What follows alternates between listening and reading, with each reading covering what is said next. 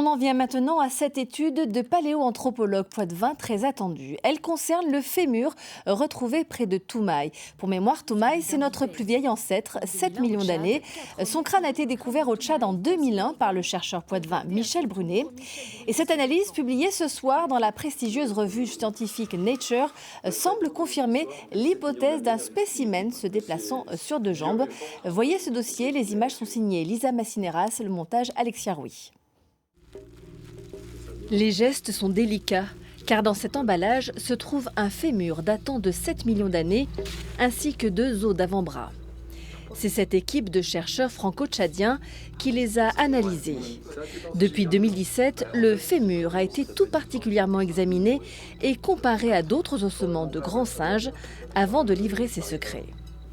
On a découvert que ces os-là, en tout cas pour leur morphologie interne et externe, étaient tout à fait comparables à ce que l'on connaît au sein de représentants fossiles de notre groupe, les humains, et plus proches de notre groupe que du groupe des chimpanzés, par exemple, ou des gorilles. Selon ces chercheurs, la bipédie de Toumaï ne fait aucun doute.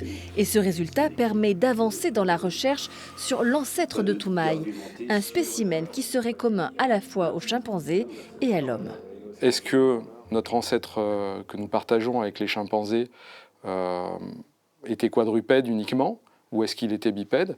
Et à partir de quel moment les premiers humains ont acquis cette capacité à se déplacer sur les deux pattes arrière? Et avec cette découverte, on se rend compte que oui, dès cet âge-là, la bipédie était présente au sein de l'humanité. Cette étude, publiée dans la revue Nature, viendrait donc renforcer le côté humain de Toumaï. Or, toute la communauté scientifique ne s'accorde pas sur cette affirmation. Roberto Macchiarelli est aussi paléoanthropologue à l'université de Poitiers. Il a eu l'occasion d'observer ce fémur dès 2004. En 2018, il s'exprime pour la première fois sur le sujet. Je dirais qu'à mon humble avis, ce que j'ai vu et ce que je retiens dans le registre ne me parle pas d'un bipède avéré, mais plutôt d'un grand singe. Selon lui, Toumaï serait donc un primate. Quant à la nouvelle étude franco-tchadienne, après une lecture attentive, ce paléontologue émet là aussi beaucoup de réserves.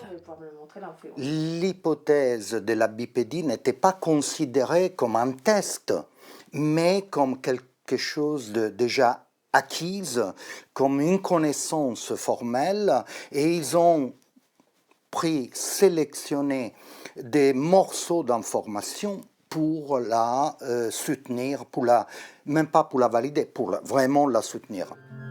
Toumaï était-il un bipède du genre humain? La question n'est pas tranchée. Le débat sur l'origine de l'homme continue.